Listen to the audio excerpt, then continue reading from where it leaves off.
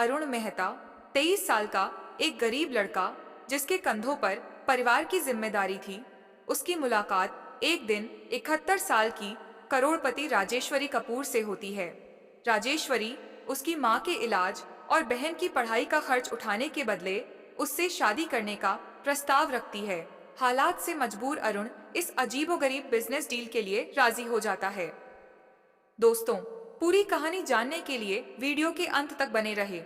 लेकिन दोस्तों, वीडियो में आगे बढ़ने से पहले अगर आप हमारे चैनल पर नए हैं तो कृपया चैनल को सब्सक्राइब जरूर कर लें और इस वीडियो को लाइक जरूर करें। आपके सपोर्ट से हमारा हौसला बढ़ता है और हम आपके लिए इसी तरह की अनोखी और महत्वपूर्ण कहानियां लेकर आते रहेंगे।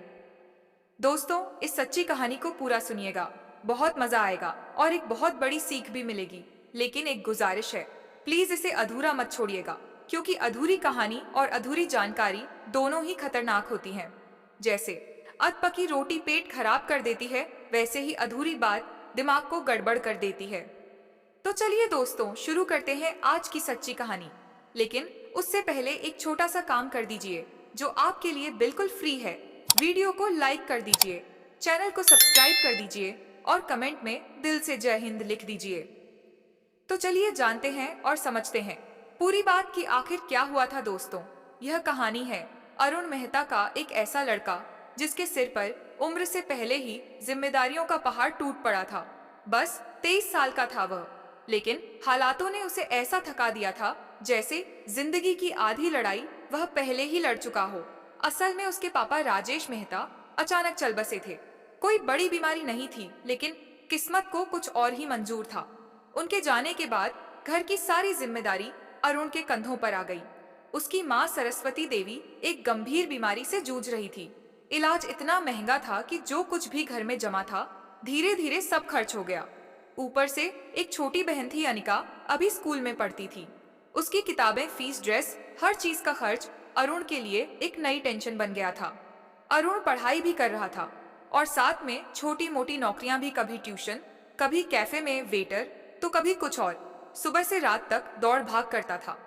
चेहरे पर थकान साफ दिखती थी, आंखों के नीचे काले घेरे, चाल भी थोड़ी लड़खड़ाती थी।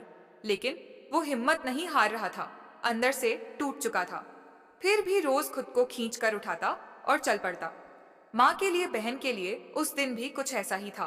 पूरा दिन भाग दौड़ में निकल गया था, सिर भारी हो रहा था, शायद भूखा भी था। जेब में हाथ डाला तो सिर्फ चंद सिक्के मिले।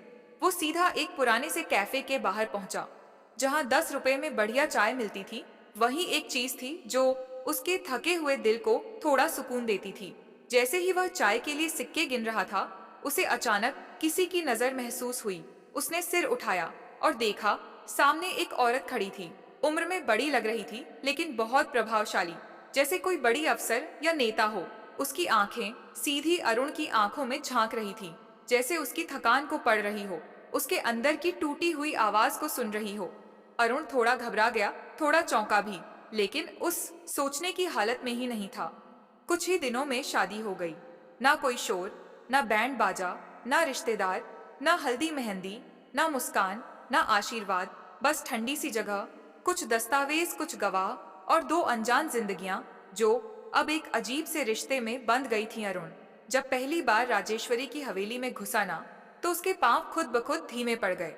भाई, वह कोई आम घर नहीं था, वह तो सीधा किसी रियासत की हवेली जैसी थी। ऊंची छतें जो बातों को भी गूंज बना देती थी, महंगे झूमर जो किसी महफिल के बिना ही चमकते रहते थे, संगमरमर का फर्श ऐसा कि पांव रखो तो ठंड रगों में उतर जाए।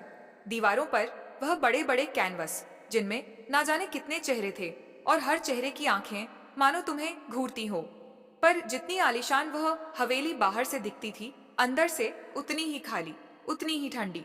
अरुण ने महसूस किया कि यहाँ कुछ ठीक नहीं है। यहाँ की हवा में कुछ अजीब सी घुटन है, जैसे सब कुछ होते हुए भी कुछ बहुत जरूरी चीज गायब हो। नौकर चाकरों का व्यवहार देखकर यह बात और पक्की हो गई। प्रकाश, जो सालों से इस हवेली में काम करता था, वह हमेशा आंखें झुकाए रहता। अरुण कुछ पूछे तो छोटा सा जवाब देकर चुप, मानो कुछ कहने से डरता हो। हर बात में सावधानी, हर जवाब में हिचक। दीपा, जो यहाँ की मुखिया सेविका थी, उसका व्यवहार और भी अजीब था। हमेशा सतर्क, हमेशा नपे तुले जवाब, और वह भी तभी जब बहुत जरूरी हो, वरना वह अरुण से एक हाथ की दूरी बनाकर ही रहती थी, जैसे कोई अदृश्य लकीर खींच दी गई हो इस पूरे घर में, जिसे किसी को लांघने की इजाजत नहीं। अरुण को धीरे धीरे समझ में आने लगा था कि इस हवेली में सिर्फ चीजें नहीं, लोग भी अपनी अपनी जगह जमे हुए हैं। जैसे सब एक नकाब पहने जी रहे हैं, बोलते कम है, छुपाते ज्यादा हैं। और इस पूरे सन्नाटे के बीच वह खुद एक ऐसा किरदार जो समझ ही नहीं पा रहा था कि उसका रोल क्या है, पति कहलाना। पर वह भी सिर्फ कागजों पर शादी हुई, पर बीवी से कोई रिश्ता नहीं, महल में रह रहा था, पर दिल में एक किराएदार जैसा एहसास था। और सबसे बड़ी बात, राजेश्वरी खुद भी कोई जवाब देने वाली नहीं थी। वो जब जब मिली, उसी ठंडे अंदाज में, उसी स्थिर निगाहों के साथ, जैसे कुछ भी महसूस करना उसकी फितरत में ही ना हो। अरुण की जिंदगी भले एक महंगे पते पर पहुंच गई थी, पर सवाल वहीं पुराने थे। मैं यहाँ क्यों हूँ और असली खेल क्या है? कहानी अब शुरू हो रही थी। असली पन्ने तो अभी खुलने बाकी थे। अरुण को हवेली में रहते कुछ दिन हो गए थे, लेकिन अब भी उसे ऐसा नहीं लगता था कि वह इस जगह का हिस्सा है। सब कुछ था वहां, शहरत, पैसा, रुतबा, बड़ा नाम, आलीशान चीजें, लेकिन एक चीज जो नहीं थी वह थी अपनापन। और शायद सबसे अजीब बात यह थी कि पूरे घर में एक भी पारिवारिक तस्वीर नहीं थी, ना दीवारों पर, ना किसी मेज पर, ना ही राजेश्वरी के कमरे में। बस थी तो ठंडी सी पेंटिंग्स जिनमें रंग तो थे लेकिन एहसास नहीं, जैसे सब कुछ बस दिखावे के लिए सजाया गया हो, और वह भी ऐसे कि देखने वाले को भी अजीब सा लगे। अरुण को धीरे धीरे लगने लगा था कि यह हवेली असल में एक बहुत बड़ा मकबरा है, जो बाहर से कितना भी चमकता हो, अंदर से पूरी तरह खाली है। ना हंसी की कोई गूंज, ना किसी बच्चे की आवाज, ना किसी जश्न की कोई निशानी। ऐसा लगता था जैसे इस घर ने बरसों से कोई खुशी देखी ही नहीं। रात में जब वह गलियारों से गुजरता तो कई बार उसे ऐसा महसूस होता कि कोई उसे देख रहा है, पीछे से आंखें जैसे उसे घूर रही हो। कई बार वह रुककर पीछे मुड़ता भी, लेकिन वहां कुछ नहीं होता, सिर्फ सन्नाटा, गहरा और गूंजता हुआ सन्नाटा, जो चुप रहकर भी बहुत कुछ कहता था। और फिर उसने उस चीज पर ध्यान दिया जिसने उसकी बेचैनी को और बढ़ा दिया। हवेली के दूसरे माले पर एक बड़ा सा दरवाजा था, काफी भारी सा, पुराना, लोहे का, और उस पर एक तगड़ा ताला लगा रहता। वह दरवाजा हमेशा बंद रहता। उसके ठीक ऊपर एक सीटी कैमरा लगा था, हर वक्त उसी दरवाजे की तरफ घूमता हुआ। अरुण को समझ नहीं आया कि हवेली के बाकी सारे हिस्से खुले हैं, फिर यह एक दरवाजा ही क्यों बंद है, और इतना कड़ा पहरा क्यों? वो दरवाजा कुछ छुपा रहा था, कोई ऐसा सच जो हवेली की सबसे गहरी परत में दबा हुआ था। अरुण अब हर दिन उस दरवाजे के सामने से गुजरते हुए थोड़ी देर रुकता, शायद सोचते हुए कि अंदर क्या हो सकता है, किस बात से इतना डर है। और तभी उसके अंदर एक बीज पड़ चुका था, संदेह का बीज। अब बात करें उसके और राजेश्वरी के रिश्ते की, तो भाई वह रिश्ता ऐसा था जैसे दो अजनबी बस एक कॉन्ट्रैक्ट के तहत एक ही छत के नीचे जी रहे हों। ना कोई गर्मजशी, ना कोई अपनापन। राजेश्वरी हमेशा बिजनेस में उलझी रहती, फोन, मीटिंग, फाइलें, ईमेल्स, और बस अरुण जब भी कुछ कहना चाहता वो या तो बहुत बिजी होती या बहुत दूर। हाँ, खाना वह दोनों रोज साथ खाते थे, पर उस डाइनिंग टेबल पर भी कोई बात नहीं होती, बस थाली की खामोशी होती थी और चम्मचों की टनटनाहट। अरुण कई बार उसकी तरफ देखता था, शायद कोई इशारा, कोई जिज्ञासा, कोई भाव मिले, लेकिन राजेश्वरी तो जैसे एक दीवार बन चुकी थी ना।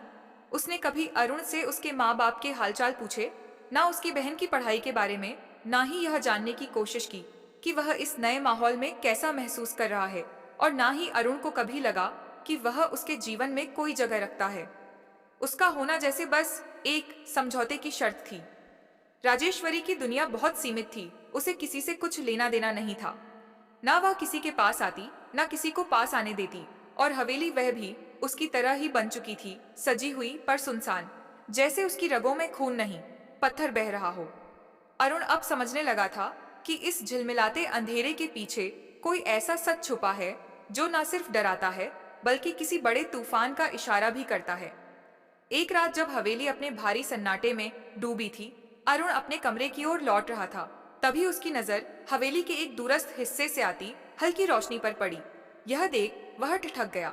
हवेली की पुरानी भारी दीवारों के बीच उस एक झिलमिलाती रोशनी का अस्तित्व चौंकाने वाला था। उसने ध्यान से देखा, यह रोशनी राजेश्वरी के निजी दफ्तर से आ रही थी। यह कमरा हवेली के सबसे अंदरूनी और रहस्यमय हिस्से में था, एक ऐसा स्थान जहां आमतौर पर कोई प्रवेश नहीं करता था सिवाय राजेश्वरी के। अरुण के भीतर एक अनजानी जिज्ञासा जाग उठी। उसके कदम अपने आप दबे पांव उस दफ्तर के दरवाजे की ओर बढ़ने लगे। वह दरवाजे के पास पहुंचा और कान लगाकर सुना। भीतर से राजेश्वरी की धीमी लेकिन स्पष्ट आवाज आ रही थी। वह किसी से फोन पर बातचीत कर रही थी, लेकिन बातों में जो गंभीरता और गूढ़ता थी, उसने अरुण के दिल की धड़कनें तेज कर दी। अरुण अब तक नहीं जानता था कि राजेश्वरी की जिंदगी में ऐसा क्या रहस्य छुपा था, लेकिन अब उसे यकीन हो गया था कि बहुत कुछ ऐसा है जो उससे छुपाया गया है। उसका शरीर शून्य पड़ने लगा था। कौन सा रहस्य था जिसे राजेश्वरी इतने समय से छुपाए हुए थी? क्यों वह हमेशा एक दीवार खड़ी करती थी? अरुण वहीं दरवाजे के पास रुका रहा, अपनी सांसों को रोककर दिल की धड़कनों को थामने की कोशिश करता हुआ। उसके मन में सवालों का बवंडर उठने लगा था। क्या यह शादी, जिसे वह अब तक एक समझौता मानता आया था, दरअसल किसी बड़ी साजिश का हिस्सा थी, या फिर इसके पीछे कोई गहरा जख्म छुपा था? धीरे धीरे पीछे हटते हुए उसने मन ही मन फैसला कर लिया। अब वह इस हवेली की हर रात से पर्दा उठाकर रहेगा। लेकिन क्या वह उस सच का सामना करने के लिए भी तैयार था?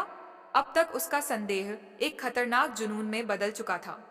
हवेली के अंधेरे गलियारों में बसी गठचुप्पी अब उसे पुकारने लगी थी। रात के तीसरे पहर, जब हवेली में सब कुछ शांत था और घड़ी की टिक टिक भी किसी पुराने गीत की तरह सुनाई दे रही थी, अरुण ने खुद को तैयार किया। वह चुपचाप अपने कमरे से बाहर निकला। ठंडी हवा गलियारों में सरसराहट कर रही थी। हवेली के पत्थर के फर्श पर उसके नंगे पांवों की धीमी आवाज भी उसे डरा रही थी। वह धीरे धीरे राजेश्वरी के दफ्तर की ओर बढ़ा। उस कमरे को लेकर उसके भीतर हमेशा एक अजीब सी घबराहट रहती थी। एक ऐसा स्थान जो राजेश्वरी के अकेलेपन और उसके छुपे हुए रहस्यों का केंद्र था। लेकिन आज दरवाजा आधा खुला था। यह देखकर अरुण का दिल जोर जोर से धड़कने लगा। आज पहली बार यह दरवाजा उसे बुला रहा था, जैसे खुद हवेली अपने भीतर दबी चीखों को बाहर लाना चाहती हो। अरुण ने साहस जुटाया, धीरे से दरवाजे को और खोला और भीतर कदम रखा। कमरे में हल्का अंधेरा था, लेकिन एक कोने में रखा छोटा सा लैंप मध्यम रोशनी फैला रहा था। कमरा पुरानी लकड़ी की महक और बंद दस्तावेजों के इतिहास से भरा था। महंगी लकड़ी की अलमारियां दीवारों से सटी थीं, जिनमें अनगिनत फाइलें और किताबें जमी थीं। एक कोने में एक भारी तिजोरी थी, जिसे देखकर अरुण के मन में और भी सवाल उठने लगे। लेकिन उसका ध्यान सीधा टेबल की ओर गया। वह धीरे धीरे टेबल के पास पहुंचा और सावधानी से एक एक दराज खोलने लगा। कागजों का ढेर, फाइलें, अधूरी चिट्ठियां, सब कुछ वहां करीने से रखा था, पर जवाब कहीं नहीं थे। तभी एक कोने में उसे एक पुराना मोटा लिफाफा दिखा। उसके किनारे पीले पड़ चुके थे, जैसे समय ने उसे छू छू कर थका दिया हो। अरुण ने कांपते हाथों से लिफाफा उठाया और उसमें रखे कागज निकाले। पहली चीज जो सामने आई वह थी एक पुरानी तस्वीर। उसके पिता राजेश मेहता किसी व्यक्ति के साथ खड़े थे। राजेश मेहता के चेहरे पर मुस्कान थी और उनके साथ खड़ा व्यक्ति था विक्रम कपूर, राजेश्वरी का दिवंगत पति। अरुण का सिर घूमने लगा। उसने तेजी से लिफाफे में मौजूद अन्य कागजात पलटने शुरू किए। कुछ पत्र थे जिन्हें विक्रम कपूर ने खुद लिखा था, पत्र जिनमें दर्द, विश्वासघात और टूटी उम्मीदें चीख रही थी। राजेश, तुमने मेरी दुनिया तबाह कर दी। तुमने मेरा सब कुछ लूट लिया। मैं तुम पर आंख मूंद भरोसा करता रहा और तुमने मेरे साथ विश्वासघात किया। मेरी कंपनी को बर्बाद कर दिया, मेरा सम्मान छीना, मेरे परिवार को मुझसे दूर कर दिया। एक दिन तुम्हें अपने की का हिसाब देना पड़ेगा। अरुण के हाथ से पत्र गिर पड़ा। उसका पूरा शरीर कांपने लगा। क्या यह सब सच था? क्या उसके पिता, जिन्हें वह अब तक ईमान मिसाल मानता आया था, असल में एक विश्वासघाती थे? उसे लगा जैसे उसकी पूरी दुनिया उसकी आंखों के सामने ढह रही हो। तभी अचानक एक जानी पहचानी लेकिन ठंडी और कठोर आवाज उसके कानों में पड़ी, तो तुमने आखिरकार देख ही लिया। अरुण ने चौंक कर पीछे मुड़कर देखा। दरवाजे पर राजेश्वरी खड़ी थी, स्थिर, शांत और गंभीर। उसकी आंखों में कोई हैरानी नहीं थी, बल्कि एक गहरी संतुष्ट चुप्पी थी, जैसे वह जानती थी कि यह पल आना तय था। अरुण ने कांपते हाथों से पत्र को कसकर पकड़ लिया। उसके होंठ सूख गए थे, लेकिन उसने खुद को संयमित किया और गहरी अविश्वास से भरी आवाज में कहा, तो यह सब झूठ था। यह शादी, यह सब कुछ एक सौदा नहीं था, यह एक बदला था। राजेश्वरी ने हल्की सी मुस्कान दी। लेकिन उसमें कोई कोमलता नहीं थी, केवल कटुता थी। तुम समझदार हो अरुण, मुझे लगा था तुम्हें सच्चाई जानने में और वक्त लगेगा। अरुण का शरीर गुस्से से थरथराने लगा। तुमने मेरा इस्तेमाल किया, मेरी मजबूरी का फायदा उठाया, सिर्फ इसलिए कि तुम मेरे पिता से बदला लेना चाहती थी। राजेश्वरी ने गहरी सांस ली। उसकी आंखों में वर्षों पुराना दर्द उभर आया। तुम्हारे पिता ने मेरा सब कुछ बर्बाद कर दिया था। अरुण विक्रम सिर्फ मेरे पति नहीं थे, वे मेरे जीवन का आधार थे। उन्होंने अपने खून पसीने से जो कुछ भी बनाया था, तुम्हारे पिता ने उसे छीन लिया। विक्रम ने आत्महत्या कर ली थी। अपनी पूरी दुनिया को बिखरते देखकर अरुण के पैरों तले जैसे जमीन खिसक गई। नहीं, यह सच नहीं हो सकता। उसकी आवाज बम मुश्किल फूट पाई, लेकिन राजेश्वरी ने सिर झुका दिया। उसकी आंखों से एक आंसू ढुलक कर गिरा। हाँ अरुण, तुम्हारे पिता ने विक्रम का सब कुछ छीन लिया, उनका सम्मान, उनका परिवार, उनका आत्मसम्मान, और अब इतने वर्षों बाद मुझे मेरा न्याय मिल गया है। अरुण के भीतर गुस्से, दर्द और असमंजस का एक तूफान फूट पड़ा। वह लड़खड़ाते हुए बोला, लेकिन यह सब इतने सालों। राजेश्वरी की आंखों में एक अजीब सी ठंडी चमक थी, एक ऐसा निचला तापमान जो दिल को चीर सकता था। नफरत कभी खत्म नहीं होती, बस वक्त के साथ उसके रंग बदलते हैं। चाहे कितनी भी देर हो जाए, बदला आखिरकार पूरा किया ही जाता है। और यह अरुण केवल एक खेल नहीं था, यह मेरी जिंदगी का मकसद था, मेरी आत्मा की आखिरी पुकार थी। अरुण की धड़कनें बेकाबू हो रही थीं। उसके भीतर एक तूफान उठ खड़ा हुआ था। सामने अपने पिता की धुंधली परछाई लहरा रही थी। वह आदमी जिसे वह अब तक एक आदर्श मानता आया था, लेकिन आज पहली बार उसे शक हुआ, क्या वे सचमुच वही थे जिन्हें वह भगवान की तरह पूजता रहा था? क्या वे सच में निर्दोष थे, या फिर उन्होंने भी किसी की जिंदगी रौंद दी थी? हवेली के उस बड़े कमरे में अतीत का अंधेरा गहरा और बोझिल हो गया था। दीवारों पर टंगी तस्वीरें, फर्श पर बिछी महंगी कालीनें, सब कुछ जैसे उसे घूर रहा था। अरुण के कदम डगमगाने लगे। उसे अब समझ नहीं आ रहा था कि वह किस पर विश्वास करे, अपने बचपन के उसूलों पर, अपने पिता की परवरिश पर, या उस महिला पर जिसने उसे केवल एक शतरंज के मोहरे की तरह इस्तेमाल किया था। लेकिन एक बात साफ थी, यह कहानी अभी खत्म नहीं हुई थी, और अरुण अब किसी के हाथ की कठपुतली नहीं बन सकता था। अब वह वही अरुण नहीं था जो कुछ महीने पहले संदेह और डर के साथ इस हवेली में आया था। अब उसकी आंखों में सवाल नहीं, जवाब ढूंढने की आग थी। अब वह जान चुका था कि उसकी शादी प्यार या सम्मान का बंधन नहीं थी, बल्कि राजेश्वरी कपूर के बदले का एक मोहरा थी। वह इस चालबाज दुनिया के बिछाए जाल से आजाद होना चाहता था। वह केवल अपने पिता की सच्चाई नहीं जानना चाहता था, बल्कि राजेश्वरी की असली पहचान को भी उजागर करना चाहता था। यह लड़ाई अकेले नहीं लड़ी जा सकती थी। अरुण ने अपने सबसे करीबी दोस्त कबीर शर्मा से मदद मांगी। कबीर, जो उसका कॉलेज का साथी था, कानून के क्षेत्र में एक चतुर और बेबाक वकील बन चुका था। जब अरुण ने उसे सारी बातें बताई, तो कबीर ने बिना एक पल गणवाए कहा, तुम्हें किसी ऐसे आदमी की जरूरत है जो अंधेरे में भी सच ढूंढ निकाले। मैं किसी को जानता हूँ। और यहीं से राघव अय्यर की इस जटिल खेल में एंट्री हुई। राघव एक प्राइवेट इन्वेस्टिगेटर, जिसकी तेज नजरें और सटीक दिमाग ने उसे इस अंधेरे दुनिया में अलग पहचान दी थी।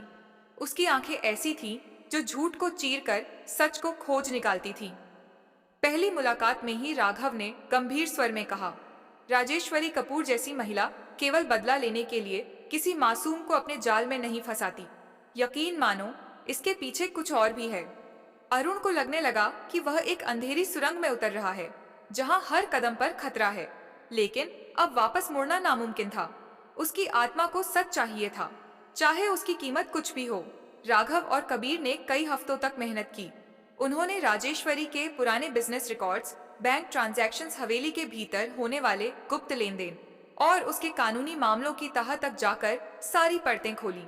हर फाइल, हर दस्तावेज जैसे चुपचाप चीख रहे थे, एक और चेहरा जो दुनिया ने कभी नहीं देखा। और फिर एक दिन अंधेरे में रोशनी की एक किरण मिली। हकीकत सामने आ गई। राजेश्वरी कपूर सिर्फ एक दुखी और बदला लेने वाली औरत नहीं थी, वह एक अपराधी थी, एक माफिया रानी जिसने भ्रष्ट नेताओं, अपराधियों और बड़े व्यापारियों के लिए काले धन को सफेद करने का कारोबार चला रखा था। उसकी हवेली महज एक आलीशान महल नहीं, बल्कि एक अड्डा थी काले पैसे का, झूठ का और छल का।